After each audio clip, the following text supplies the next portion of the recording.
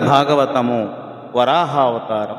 పొడగని ధనుజుడు పెదవులు దడుపుచు పొలివోని బంటు తన మునబీరంబుడుగగ భీషణ గదగొని అడిజన్మకమయ వరాహు నమితోత్సాహం.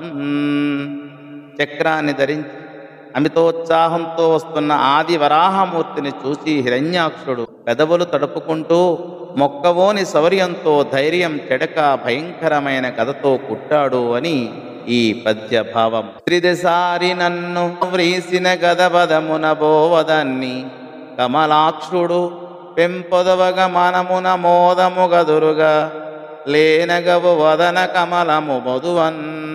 హిరణ్యాక్షుడు విసిరిన గదను విష్ణువు ఆనందంగా మందహాసం చేస్తూ ప్రక్కన పడే విధంగా కాలితో తన్నాడు అని ఈ పద్య భావం.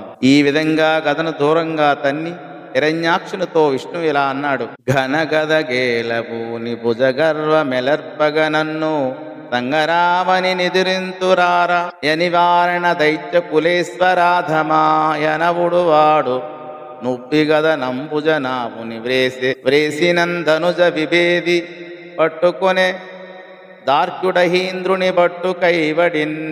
రాక్షస రాజులలో నీచుడవు, పెద్ద గద పట్టుకుని మహాబలవంతుడనని గర్వించి యుద్ధరంగంలో నన్ను ఎదిరిస్తున్నావు, రారా అని పలుకగా హిరణ్యాక్షుడు చెలరే గదతో విష్ణువును కుట్టాడు.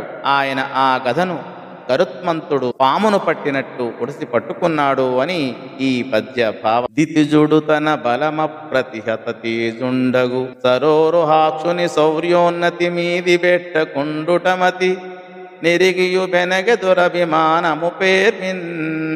హిరణ్యాక్షుడు తన బలం విష్ణువు యొక్క అడ్డులేని శౌర్యం ముందు ఇందుకు పనికిరాదన్న సంగతి మనసులో తెలిసి కూడా దురభిమానంతో ఎదిరించాడు అని ఈ పద్య భావం. ధన్యవాదములు.